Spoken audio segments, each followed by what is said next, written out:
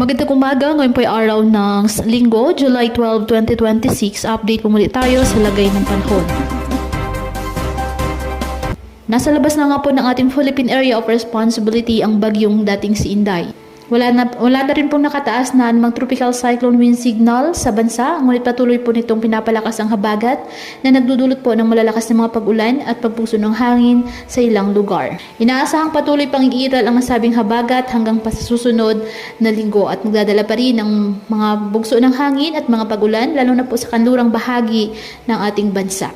Matapos nga tuluyang lumabas ang ating area of responsibility ang bagyong Inday, ilang low pressure areas ang kasalukuyan pong minomonitor sa malawak na bahagi ng Western Pacific.